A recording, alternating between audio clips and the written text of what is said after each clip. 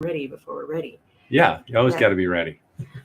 Okay, listeners everywhere, could these things happen? Well, wait, let's tell them who we are. What's up? Welcome to the Hard Earned Knowledge Podcast. Hard Earned Knowledge Podcast. We chose that name because, you know what? All the knowledge we have, unfortunately, has been hard earned over 20 years. And we're still learning things every week. And we thought we'd bring that stuff to you guys in the car business and sometimes just about business in general. I'm Ronnie Haskins, owner of Auto Search USA, Southern Colorado. We have Bonnie Simon and Marcus Clark. Or Morgan. Or whatever Morgan. you prefer. I prefer to refer to him as Marcus New Guy because that's how he is in my phone. He was the new guy at, at the office, so I never changed it. It's been a year and a half, Bonnie. No. This is the core nucleus of my team. Bonnie's been with me 4 years and change, a year and a half. Mm-hmm. And I've been around we won't even talk about it. So what's been on people's minds lately in the news? Colorado was ranked number 1 for vehicle theft. And so we thought we'd go do some research on what is going on with vehicle theft. And Bonnie came up with this list. So we're going to pan the camera over to Bonnie so she can talk to you about it. In case you don't know which one of us is Bonnie. Okay, so here, could these scenarios happen? So imagine that a celebrity is driving a fancy Mercedes and it's got self-parking technology. Somebody comes along, hacks into the car's audio system and steers it off a cliff. Could it happen or could it not happen? Oh, you're asking us the question. Yes. Like, could it happen or could it not happen? Uh-huh. So you're saying, could someone remotely log in and take advantage of the car and drive it off a cliff? Yep. I think it could happen. Yeah, I agree. I think maybe not with like a fancy Mercedes, unless it has something that has autonomous driving options. I think it's a high possibility because with autonomous driving, the computer's driving the car and hackers can hack into, computers. So I think that's definitely a possibility. You are correct. That apparently what can happen is that the hacker could get in through a variety of systems, take over the self-parking capabilities, and then use that to steer the car. That's intense. I know it is. That's not cool, man. I've got some self-parking capabilities on my car. So you say maybe you shouldn't say that out loud. It does connect to Wi-Fi as well, like in different places. Yeah, it can. Mine does too. Yeah. Fortunately for me, my car doesn't have any of the self-driving capabilities because it's a manual transmission, which we'll get into some of that later. But what's next, Bonnie? Okay, here's scenario number 2.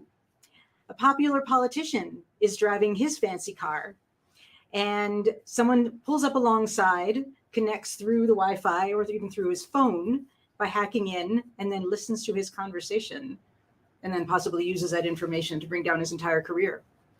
Oh, absolutely. That could definitely happen. 100. What do you think Alexa does? Oh, right. That's true. Yeah, that could totally happen. In all honesty, like I keep my Alexa unplugged unless I'm listening to music or something because I know that they listen to you. Always listening. Always listening. Or Google is in the cars as well. Mm-hmm. Not just some of them are Alexa powered, some of them are Google powered, but like they're listening. Yeah. Absolutely. Yeah, well, they are, and apparently that's how hackers can get in through all kinds of things. It sounded like through any of the Wi-Fi technology, or the radio, or the some of this Alexa type technology, the voice activation. I don't know if you found others but it just sounded like all those computer systems. If there's a computer system, a hacker can hack in if it's not well protected.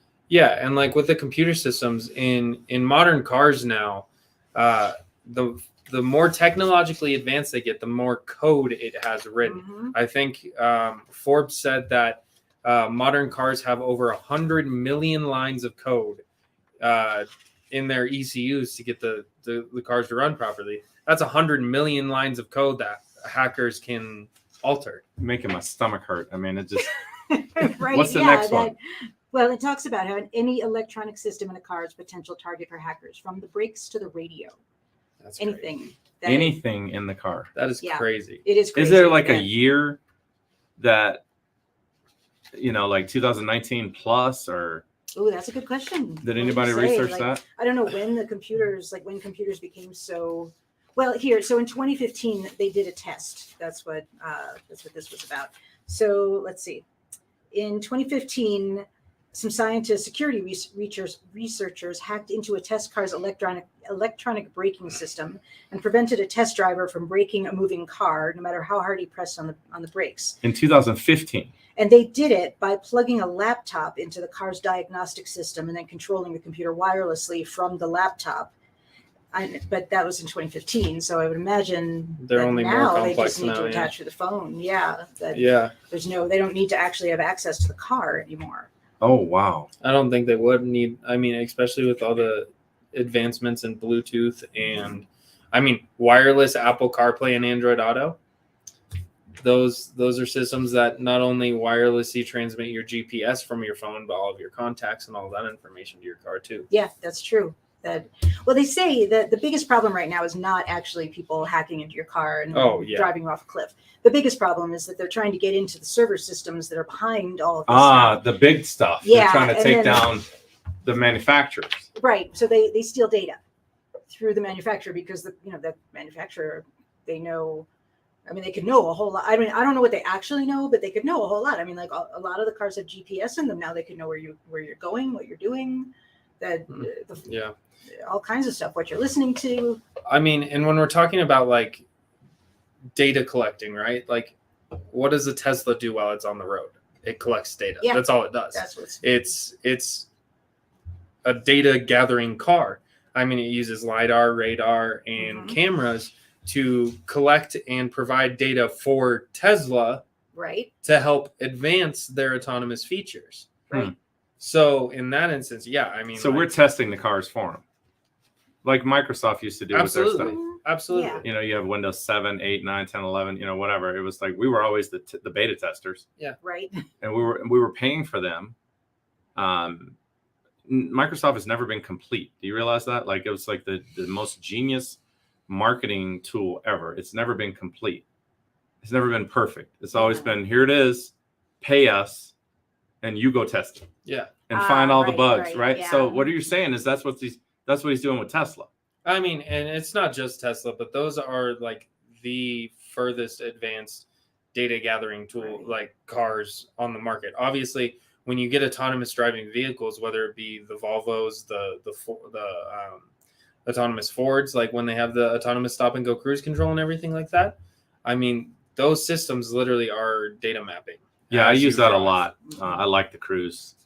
I don't know why. I just end up liking it. It's kind of scary, And you know, but it works. it takes a while to get used to, especially because you don't trust it at first, and it's really sketchy not You're right. pushing on the brake physically and just watching the car. Have you ever done that? Have you been like, I wonder if it's gonna stop? Yeah. Oh no. Oh yeah. And then it goes. I wish it would start stopping earlier. Yeah. Well, You know? you can select the distance between. What's next on the list that you have? I like this, Bonnie. What do you got next? I think it was just an interesting topic. So the next question is really like, what can we do? Well, actually, we have this whole list of things, but what can you do about it? Okay. Hmm. Well, I thought we were going to talk about car theft in Colorado. All right, well, why don't we go to car theft in Colorado then? What do you got for me? Oh man. A lot of car theft. Yeah. Is this where we bring up the screen? Like, we've got a screen over here. Oops. Hang on. Let's go here till I figure this out. So we've got the wrong screen up. Here it is. So this screen, the True Cost of Colorado Store and car theft. Like, what did you find interesting on this page? Well, so this is a Gazette editorial from Sunday, and this was written based on a report from the Common Sense Institute about car theft. So a lot of the report is about the laws that are related to car theft and what's happening to people who steal cars. But I thought that this chart was particularly interesting for our purposes. That Colorado is number one in the country for car thefts at the moment. A dubious distinction at best. Dubious. Yes, that's, although I quote that from the article. And it turns out that the cars that are stolen are not necessarily the cars you'd expect. Like, what would you expect to be the cars that people want to sell or steal rather to sell? The high end stuff. I mean, Exactly. I would expect, from being in the business a long time, I would expect Hondas and Toyotas, and only for this reason is they're easy to sell. Yeah. What did you find out? Data? I mean, that's my guess. So when it comes to obviously what cars are stolen most in Colorado. What was it? That article said 85.6% of cars that are stolen are valued under $25,000. Mm-hmm. And for that reason, I believe they get stolen. The less expensive vehicles get stolen more because they have less sophisticated anti-theft systems, or they're just in lower income communities, and that is a big part. But what I also have found is that car thieves tend to be professional thieves and criminals, professional criminals, and they look for cars in more rundown areas. They look for things that, if there's windows down or if there's any valuables in the car, things like that. But yeah, they do the more professional thieves, like you were talking about, Ronnie, with the Toyotas and Hondas. They steal those cars because they're also easy to chop up and take to chop shops and part out, because those parts are used in a variety of different vehicles that aren't just that car that you stole. So it's easier to get rid of the stuff that you stole. Yeah. To fence it, I guess, is the word they would use, right? Mm-hmm. You're going to fence stolen parts. Neither one of you have any experience fencing. No, not at all. Yeah, so I mean, they steal them because most of the time they can part them out easier, and there's no trace of the car after that because you can just chop it up. Looking up, why would it be 25,000 and below? And I was wondering if Grand Theft Auto constituted, if it had a price tag on it, but it just says Grand Theft Auto is prosecutor must prove that you stole a vehicle that was someone else's property. That's all it says. When I Google it, it doesn't have like a price tag of 25,000 or more. Mm-hmm. Well, there's something I can tell you, which is that in the state of Colorado, the laws started to change in 2014, and they were being made easier. So at this point, what was being made easier? The laws they're not as strict as they were. So if stealing a car under $2,000 that's worth less than $2,000 is only a misdemeanor. Okay, interesting. I find that shocking. Interesting. Well, it could be your only mode of transportation. It's responsible for your livelihood. Yeah, well, that's the problem. That if you've got somebody that has an expensive car, chances are that they can get through if their car gets stolen. But somebody with $1,000 or $1,500 car, they're losing their job. They're not going to be able to get to work. They're not going to be able to get to the grocery store. Their kids are not going to be able to get to school. But it's only a misdemeanor. So, I didn't know that. That's interesting. And what I found really interesting about that Gazette article as well is that it highlighted that the most vehicles are stolen in the lower income communities where those cars are valued lower, because I mean, it's worse off for those people. It really is, like you were just talking about. I mean, it's harder. It's happening more to the people who can't afford it. Right. It's not happening to the people who, sometimes people think they deserve that. Like some politicians or athletes that get traded to or sign with a different team. Like those cars aren't being stolen. The Ferraris, the Mercedes, those aren't being stolen. It's the 2001 Honda Accords with 200,000 miles that are being stolen. You can never park those cars on the street and expect nobody to be looking at them. I mean, they don't have the technology to prevent the theft, and they're highly desirable. Like every weekend, there are thousands of people on Craigslist looking for a 2001 Honda Accord. Yeah. So like that stuff makes it really easy to sell. Mm-hmm. And especially like if you're reselling it back into those lower income communities where title work doesn't really mean a whole lot. Cash deals. Right. Yeah. It's easy to resell stolen cars because you don't necessarily need a title when you don't really care to register the vehicle. No, right. That's why that chart was interesting, because it says 63.5% of vehicle thefts are vehicles valued at less than $15,000. And I mean, we know, like if a person comes in and says I got $15,000 for a car, that's difficult. What constitutes a lower income community?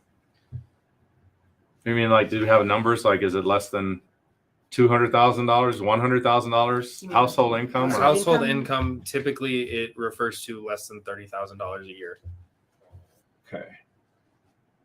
But I did not find any particular numbers in that instance in this article. This is just a summary of the report. It's actually a summary of the article, which was much longer in the newspaper, which is a summary of the report, which is really long. Interesting. So yeah, if you want to check out that I'll put the link in the chat if you guys want to check out the article. Let me cut and paste this and drop it in the chat. To article. Oops. Here you go. So, all right. What else you got for me, Bonnie? Well, then we can just move on to the what can you do about it? What can you do about it? Yeah. Okay. So I challenged you to research this, and you did a grand job on this thing. So tell me what you think that people could be doing about this on a daily basis. Here, Well, screen's yours. so there's two sections to this. One is the cyber theft, and there isn't that much you can do about cyber theft. That's kind of going to be on the plate of the manufacturers. They're going to have to figure out how to deal with this, and they are trying to figure out how to deal with this. I found National Transportation Safety, Highway Transportation Safety articles, and I found all kinds of technical articles on what they're trying to do about this. So it's changing. They're adding VPNs. They're adding different kinds of encryption. So that should improve. In the meantime, like I said, it's not something to like lie awake nights worrying about, because most of the time the problem is really for the manufacturers, because that's who's getting hacked, not the individual vehicle. So you're probably not going to get run off a cliff unless you really upset us. I think that's not really what I'm worried about. I'm worried about they get access to your car, and now they've got access to your home internet, and now they've got access to your bank account. I didn't see anything about that, but if your bank account is probably on your phone. Yeah. It's Yeah, like and, always something else that we have to secure. Yeah. Oh, absolutely. I Well, mean, go ahead. with the advancements of technology, I mean, it's all just about, trying to protect your data and your information, but that's becoming harder and harder to do because that information is becoming more available with every user agreement you don't read, right? Yeah, every cookie thing that you accept, like every time I read articles, like you accept the cookies, and you just want to read the article, so you just click accept, and now they've got access to your car, house, and bank account. Right. Pretty much. Well, yeah, that's something like that. I mean, a cookie is just something that they put on. I mean, you can get the cookies. I'm off. joking, but Okay. like, you know what I mean. It's like it's just becoming more and more convoluted. I think It's they just called all over the place. it cookies just to distract us. Really? Well, it's like every time What's I wrong talk- with a cookie? Let's click on I that. love cookies. I want to click I on the love cookie. chocolate chip myself. But Yeah. that with It's like, yeah, what pecans kind of and cookies are we talking about? that- You know, very distracted. Very that being distracted. said, we do sell cars, guys. I was just thinking about this. Like when we deliver some of these new cars, they have these different apps like the VW's CarNet. And there is an opt-in sheet that you sign and initial when you do that thing. Now it's really cool because now you can use your app to start the car, locate the yeah. car, do all of these things. But they have to ask you for that information. Yeah. Remember? And at first we thought it was cool. Like, oh man, everybody needs this. And then we started reading and digging into it. And I was like, wait a minute. Like you're basically opting in for them to track you and look at your information and have your stuff on your phone. And I've got people now that are like, well, I don't think I want to participate. They just don't want to use it on their phone. They're fine. You know, they weren't going to use a phone app to start their car located anyhow. Yeah. Right. Me with a kid, I'm like, yeah, I want to know where he is. Where's the car? You know? Well, there's some real benefits to that. Oh, absolutely. Another thing is if your car gets stolen, they know It's where it easier to is. track and find. It has Yeah. a tracking device already in it. Yeah. Right. And yeah, I mean, there's benefits to like the CarNet, OnStar, all of those systems as well. Obviously, I mean, one of them, especially with Volkswagen, being the automatic emergency services button, to where if you do get in a collision, the car will automatically call. That's true. The emergency services for you when you're in an accident with your location. Could save your life. It could, and that's a total benefit into why maybe you could opt into those. And for at least for Volkswagen, it's free for a while. So most of my clients personally are like, yeah, if it's free, why not? That's right. I mean, we're not saying it's a bad thing. We're just saying it's something we should be aware of. I mean, Oh, absolutely. we opt into every website we scroll through. Like it's Yeah, just it's crazy true that- how much of our information is out there and on the dark web. I've got a message from my phone. It's like your information is on the dark web. Yeah, I see those. It's too. like, That's what the heck? Yeah. Where is the dark web? I don't know. That's You could ask my that's brother. beyond the scope of this video. Like, yeah, Yeah, this video is I have Yeah. no idea. My brother Josh Morgan, if you're watching, I know you know a lot of stuff about the dark net. All right. So what can they do to protect themselves, Bonnie? Well, so there's a few things that you can do about cyber attacks. One is to make sure that your car's software is up to date. And when you're doing that, when you get a notice, you want to make sure that it's actually coming from the manufacturer. So you can call the dealer, you can check for recalls, that these things are listed as recalls, and then update the car software. Just like your phone, just like your computer, just try to keep it up to date. You need to be aware of potential dangers when connecting third-party devices to your vehicle. An aftermarket device can either intentionally or unintentionally provide a way to hack into the car. So that's 2. You want to know who has physical access to your car, who has your key fobs. I mean, that's an obvious one. But if you suspect you've been the victim of hacking, then you can look for software updates on the automaker's website. And I think you had some stuff, what to do if your car does get hacked. Oh, no, it's what No, to do. not So, hacked, but just stolen in general. we'll get to that. And then they just say to support cybersecurity problems. So, but I think that thing about keeping the software up to date, like that's something that we have to do for our computers all the time anyway. So it does make sense to do it for your car as well. Yeah, back to the whole third-party apps. Like Verizon has this thing called Hum. It's like HUM. It plugs in underneath your steering wheel into the data port, and you drive around and it tracks you. And then you're supposed to get like an insurance break or something. Right. Yeah, There's actually Flow has one on, Yeah, Progressive does Progressive. one. I know Farmers has an app called Farmers Signal that you just have it on your phone in your car and it detects your driving. Yeah. For people like me, that's not a great option because you'd actually raise your insurance premiums instead of dropping them. Yeah. But no, but that is a third party system. And with the Progressive thing and the Hum, you plug them into your OBD2 ports, which are the diagnostic ports. That's exactly what I said earlier, Marcus. I said the thing underneath the steering wheel. The OBD2 port, is that what you said? It's a diagnostic port, Okay. which connects to the electronic control unit Okay. or ECU in your car that runs the whole car. The computer that runs the car. I'm getting it plugs sleepy right in here, there. buddy. Well, we're talking about cyber theft, I'm messing and with the ECU is a computer, so Oh my therefore goodness. that's what gets hacked. Well, what I'm saying is there's lots of things out there. I saw this thing called the Magic Box or something. You can have it in your car. Like there's certain cars that are older and don't have Android Auto and stuff like that. Yeah, So they've got these older cars, but you can plug this into the car, and now it's all working Android Auto, and now your car's being tracked.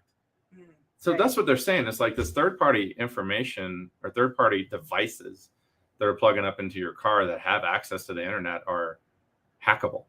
yeah, Yeah, absolutely. they can be hackable. All right, That's I'm sorry, right. I was giving you a hard time. Like So- everything's hackable now.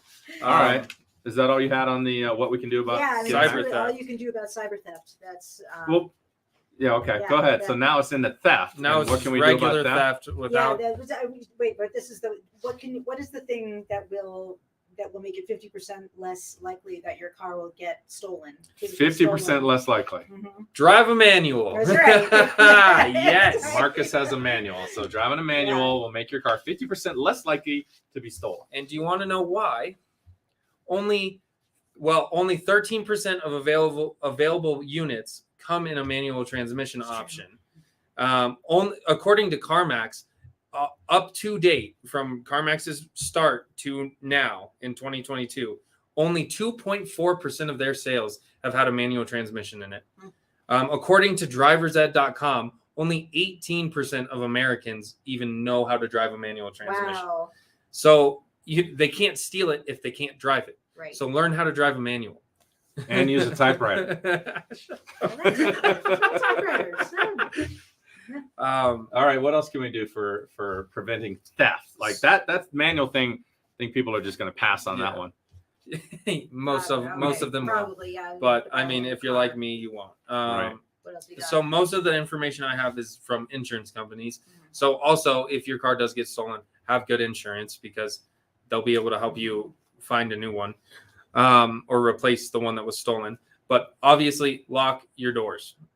Lock your doors. That's simple. I mean, with a fob, just press the button twice, locks your car. Remove the keys from the car. Another obvious one, but people don't do it, and that's a big reason why their cars get stolen. With the fobs, do not leave a spare key near your vehicle, or if you're going to a restaurant or something and you have your key fobs, make sure to park further away than where you'll be in that restaurant, because if you're too close, they can still unlock the door and start the car without needing the actual key. That's real. Yeah. That's a big deal. Like you can be, a few feet away from the car and still able to get in and start that car. Yeah. Yeah, absolutely. So yeah, keep your fobs as far away from your car as possible. Park as far away. I know a lot of people like to park as close as possible to where they'll be eating or whatever. But if you're right there and someone comes by and tries to get in your car, more than likely, if you're close enough, they can do it. What's the range on those things, on the fobs? Like, They're is it- becoming more sophisticated. I know in my personal fob, my car will not start unless the fob is within 3 feet of the ignition. Yeah, mine too. That's 3 feet, but maybe the older ones. or The something. older ones I've seen 30 feet work. 30 feet. Wow. I've seen a key fob work from 30 feet. That they could get in. Like I could be in the car while you've got it in your pocket, and I could push the button and start the car. Yep. What? Yep. Man. This is valuable information, people. Yeah, it is. Mhm. Yeah. Install tracking systems in your car if they don't come with one, or you don't have CarNet or Mhm. OnStar or anything like that. Tracking systems will help you find the car and recover it if stolen. Be aware of where you're parking. Be aware where you're parking. Park in well-lit areas. Be aware of your surroundings when you exit the vehicle. Make sure no one's watching you where you park and waiting for you to just leave. But yeah, I mean, and don't leave anything of value in your car, because that's what they're really after, is the stuff inside the Out of car. sight, out of mind, right? Yep. I mean, even at the gym, like at the gym that I go to, like they've had instances where people are like broad daylight, just breaking into their Mhm. cars. You Yeah. know, they bust the windows because they can see a bag or something and they want to get it out of the car. And Yep. it doesn't take very long. I mean, it can take 10 minutes. You're just running in to get something. That's happened to people that I know Quickly. very quickly. Yeah, it happened to my they're friend. Just breaking a window and getting in there. Once they're in, they might as well steal the car. They'll Yeah. give it a shot. Yep. Yeah. That I read a couple of interesting ones. One, I think we talked about it a little bit, was keep your car in good condition. If you keep your car in good condition, then a potential thief is more likely to think that you've got an alarm system, Oh, really? and we'll just move on to something that looks like easier prey. Yeah. Apparently, most of the cars that get stolen are older, less well maintained cars, and so that's a good excuse to get it washed. Right? Once in a while, keep Wash it your clean car. on the There's a inside. lot Keep of your car. other reasons you should wash your car, but yeah, no, that's definitely a real thing. Like Yeah. if your car looks nicer, and it's less likely to be broken into because they think it has more of the anti-theft devices in it. Right. Right. Talking about anti-theft devices, there are a lot of aftermarket things you can get for your car that will help deter thieves or help prevent it from being stolen. The most popular one is a kill switch, which is something that you hook up to your ECU and connect through all the wires and stuff that I won't get into technically, so Ronnie doesn't get upset. But you literally just flick a switch on and off, and you hide it, obviously, so the thieves can't find it. And if it's off, it won't let the engine turn over no matter what. Really? So that's a big one. Donut Media is they're a car channel that I follow. I love a lot. I love Donut Media. They had a whole video about, they tested the best systems for anti-theft systems and rated them on whether or not they worked. I do have that in my Facebook page, so if you would like to watch that, it is somewhere on my Facebook page. I will post that in the description as well. But yeah, and then like steering wheel locks and things The like club. that. Yeah, the club. Yeah. Yeah. That's what I was thinking. Like that Yeah, would be that's still, because a lot of it is just like when It's you're basic. like security for your house, what your goal is. I mean, nothing is foolproof, but your goal is to make it less appealing than the car next to it. Yeah. It's like if you're being chased by a bear, you just have to be faster than your friend. Ugh. Thieves. That's a good point. I Yeah, mean, you're gonna hey, remember. Yeah. Good just luck. gotta run faster than the other guy. Yeah. But like that's a great point, because if you have a visible club on your steering wheel, People, they'll just go buy it to the next car. exactly, because thieves, They don't they want to want to work. be lazy. Yeah. Yeah, that's why they're stealing stuff. They don't want it want to be work. quick. Yeah. So I mean, if you have something that looks like it's going to be harder for them to steal, they're less likely to try. Right. Hmm. Especially if there's something more appealing nearby, and apparently a lot of cars are stolen in more congested areas, so there's likely to be something more interesting nearby. Yeah, and so I was at the DMV on Friday to get plates for my car. And this was something that, I didn't know we were doing this podcast at the time, but when they were handing me their new registration, they said they tore the bottom part off and said, this one doesn't have your home address on it. Mhm. Keep this in your car. Actually, something people can do. Yeah. Don't leave anything with your home address in your car, because if they steal your car and find out with your home address on it, where do you think they're going to next? That's not fun, man. I don't want them coming to the house. Exactly. Yeah, and they probably got your garage door opener and Yeah. now your address. And that, although it's worth knowing that in some garages you can turn the switch off the electricity for the door itself. So if your car is stolen, then they can't get into. I mean, the this garage. wasn't supposed to be a horror podcast, guys. I mean, it's gotten scary now. Right? Yeah. They got I your mean, car, right they off got the your cliff. garage door It is opener, what they it got is. your address, Yeah. and they're coming at 2 a.m. It is what it is, man. I mean, it's becoming a horror show that Colorado is number one in car thefts. You don't want to hear that in the state you live in. Do you want to know what the number one place in Colorado that your car's likely to be Oh stolen is? no, Aurora. No, Aurora was I think number 3. Or I think it's something like that. Colorado Springs. No, luckily No. it is not. No? Colorado Springs was like number 37, so Pueblo. it wasn't bad. No, it's DIA. It's Oh. the airport. Are you serious? I'll leave the car there whenever we fly. I know, that's what I thought too. I'm like, well, it's an airport, because I even have some advice here in one of these articles: leave it in the big parking lot under a light. But apparently, that's where they get stolen. DIA. The number one spot in Colorado. That's crazy. I guess it kind of makes sense There's because a lot of cars there, a lot of activity. People won't notice. I mean, and there's those parking lots are huge. Those garages are They huge, are, and yeah. there's not as much security as you would think. So No, right. That's they. Some of the advice I had seen was, besides parking in a well-lit lot, was to actually put the car in the garage. Who would have thought? Well, wait, But- at DIA? No, I mean No. at your house, just Oh, put it in yeah. the garage. Well, as long as it fits. I mean, a lot of these trucks and SUVs are so big and tall that the houses weren't really built for them, and they keep getting bigger and taller. Yeah, they do. That's. But sometimes you clean out your garage, or maybe one car can fit in there. That's an option. There was another. Don't put it on the street. Apparently, parking in a paid lot makes your car less likely to be stolen than if it's on the street. 99% of car thefts occur on streets and in unguarded parking lots, is what it says. And generally they happen at night.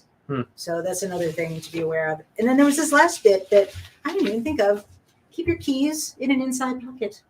Make it hard to shoplift your keys, to pickpocket your keys. Oh, you mean when you're walking down the street? Yeah, I had a bad habit of just hooking them to my purse. So like hanging out there, somebody could steal them. I never thought about it. that's a good point. But if somebody has your keys, well, then they're, it's perfectly easy for them to find the car. And It's easy to steal find it. the car at that Yeah. point. Yeah. But if your car does get stolen, there's a couple things you should make sure you do know, and you should memorize these things. You should always know the make, model, year, and color of your car. And please memorize your license plates, because it's easier to find a car when you know what license plate it has. Yeah. Keep a copy of your registration with your home address inside, so you have the VIN number readily available for the police, because VIN numbers are hard to take off. I mean, especially if you have them etched in the windows. It's another thing with laziness. They Window don't want etching. to work to get rid of the VIN on the etching. So make sure you have your VIN number and everything ready to go for the police to help them find it as fast as possible. Okay. And sometimes they get found and you can keep them, and sometimes they don't. So we've had a few people come in, cars get stolen and are totally torn up, and then we're looking for something else. And that's It's not fun. No, it's not. It's always. Did you remember Amy's friend, Yeah. Jean? Like Jean was like 80 years old, and her car got stolen, and she had to. I mean, luckily we had a car for her. It was before the surge in prices. Yeah. But it was a very disturbing story. I mean, poor Jean. She lived out in a rural area, and she couldn't get anywhere. So luckily she had friends, and the friends helped. But it can be it can just be a very disturbing and sad sort of violation of your financial autonomy. And it's, nobody wants stuff to be stolen. Yeah. So do what you can to protect yourself. A lot of it is like, if the weather's going to be turning cold, and, we like to start the cars and let them run. Yeah. Don't leave it unattended. Sit in the cold for 5 minutes while your car warms up. So wait, so what if you remote start and it's the doors are locked and the car is remote started? Is that I'm a fan of that. is it like could it get stolen under those circumstances? Still, yes. But in order with remote start, in order to actually drive away, when you hop in the car, you still need to start it again, right? You need the So key you fob still to need do the that. key fob. Yeah. So as long as your fob, I mean, to start the car, your key fob has to be within what 25 feet. I think so. Mhm. So just make sure while your car's warming up to be out of that range. Yeah. While it's warming up. Yeah. You can use your remote start, guys. Just don't leave the key in the car. I love my remote start. You know, people. Love it. But you think about it. I You don't just have you that get used to luxury. leaving the key in the car, in your garage, at home. That's another thing. Mhm. I'm guilty of that. But like then you can start it with your phone, and Yeah. the key's already in the car. Yeah, All I got to don't do is Yeah, get in the don't car keep and your key in leave. the car. Don't So if keep you're going to use a remote start, just leave the key in your office, In or in the pockets. house. Yeah. so Yeah. that way nobody You can really drive off with shouldn't the be car. getting in the habit of leaving the keys in your No. car. That's something That's that a bad habit. because the things that we do automatically we remember to do, like how often do you leave the door unlocked at home? Very rarely, because that's the routine. You step out, you pull the door shut, you lock the door, and you leave, and then you think, did I lock the door? But of course you locked the door. So it's going to be the same with the keys, that if you get in the habit of leaving the keys in the car, you're more likely to leave the keys in the car, and before you know it, it's getting stolen because you left the keys in there without thinking about it. So don't sabotage yourself by doing that. Yeah. And keep your insurance up. I would add that to this podcast. Is your insurance rates have gone up. Everybody knows this. Yeah, Um, because of car theft. yeah, and people are driving again. The pandemic is coming to a close. People are getting back out on the streets, and it's like, listen, do what you can, but keep your insurance high end. Yeah. I honestly think you should get as much coverage as you can afford, Mhm. instead of trying to skimp on car insurance. Because if it gets stolen, and some of these companies allow for new car replacement value, so like you can buy extra insurance with a rider or whatever it is that the market's gone up since you bought the car 2 years ago. Here's your replacement value. So you don't want to be underinsured in this particular market climate, is my point. No, and that actually would be an interesting topic for another video, because that these days, I mean, that can really hamstring you if your car gets stolen and you're underinsured. Like you always talk about, that people think that like this vehicle is going to be my last vehicle, or I'm going to have it for 100 years, and then something happens to it and they don't have a plan. We'll And research it and stuff. talk about it next week. Yeah. Yeah, I think it'd be very interesting. What type of insurance you should be carrying, and what's the importance of it? Why do you need this insurance? It's you never want to have to use it, but when something happens, you don't want to be without it. No, right, as we both recently learned Yeah. in the car accident. All three of us. I got hit. Yeah, Yeah. Right. That- You think it can never happen to you until it does. yeah. it doesn't feel good. Hopefully, none of us will go through a car theft. So Right. I have actually been. Well, I'm less likely to because I have a manual. That's right. Nobody can drive your car. Yeah. I've been robbed multiple times. Like, they don't just steal your car too. There's other reasons not to park your car overnight at certain places. Because they come steal things off of the car, like the catalytic converter. True. Or That's happened to wheels. me many times. Thousands of dollars. Yeah. Very frustrating. Yeah, I remember one time we went up to the auto search office in Boulder, They just hit them. and they somebody had stolen all the wheels off of a truck. Yeah, it's just That's- like, you do what you can to protect yourself, but if they really want it, they're going to get it, and make sure you got good insurance. yeah. Yeah. I think that would be an interesting. We could even find an insurance agent to come and talk with us. We can do that. We know many of them. So Lots and lots. if you're listening to this and you want to join that podcast, let us know in the comments, and we'll bring you on next week. So, anything else you guys want to add? No, just don't have nightmares. Don't sit Yeah. around. The thinking whole about getting in the all car and getting my interesting- garage door opener and getting into the house with the address thing has me wanting to go through the car. All right, yeah, like where Like the anything in hell- here with the address on it. I'm just not going to drive near any cliffs if I. That's it for Get you. out of my car. We don't have any here in Yeah, Colorado. right, Springs. that's true. Well, we do. Yeah, There's the bluffs. Yeah, go up to Pikes yeah. Peak and Well, I don't. I mean Yeah, but not in the city where she's driving. that's fair. Well, here and there, Manitou Springs has some switchbacks that go hiking. It's like Okay. I was just driving up through Estes Park. There were a lot That's of cliffs right, up there. lots of You definitely don't want to go by the Royal Gorge. No, oh goodness, no. You're just going to stop and walk. I'll walk.